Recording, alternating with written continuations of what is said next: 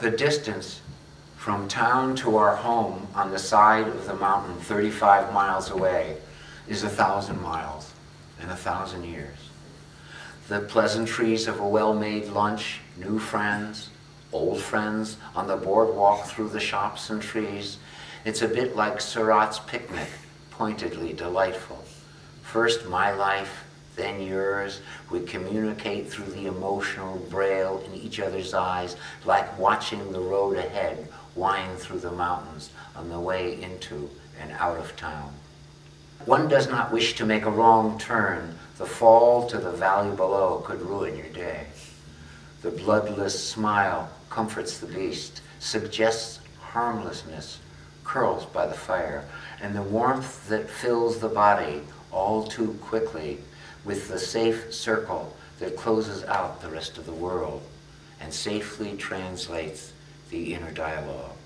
Laughter and stories, new pets, new poems, new illnesses, a recipe for each other prepared right there at the table, friendship without gossip and other delight, and the feeling that we almost live too far from town and the warm glow.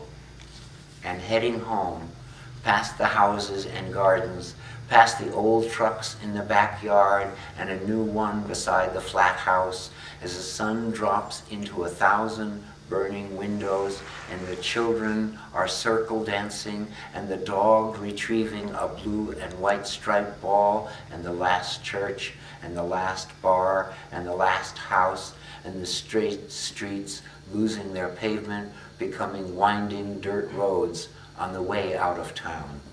Our minds stretching back to the table, the friends, the satisfaction, and should we perhaps live closer someday, and the trees grow taller and the valleys deeper as we climb the mountain, the mind turns down a dirt path through the aspen grove and becomes lost beside the tang streams and the hermit huts of fine poets.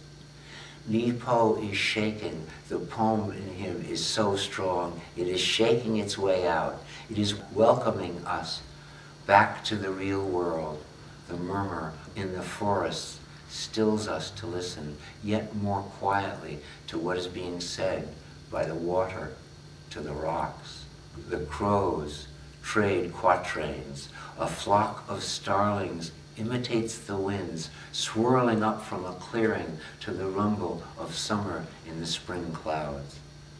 Town is getting farther away.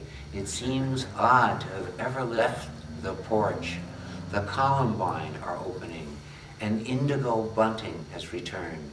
And town, well, town is okay, a place for inebriation with each other's life and times, fading now, less distinct with each passing phantasm around the pebbly bend in the high road, heading home with the world an ocean of breath rising and falling somewhere along the mountain trails high in the body, leaving our shadow in a vagrant haiku on a freshly whitened wall on the way north out of town.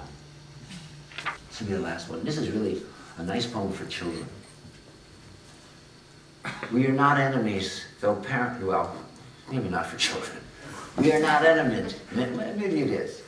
We are not enemies, though parents told us so.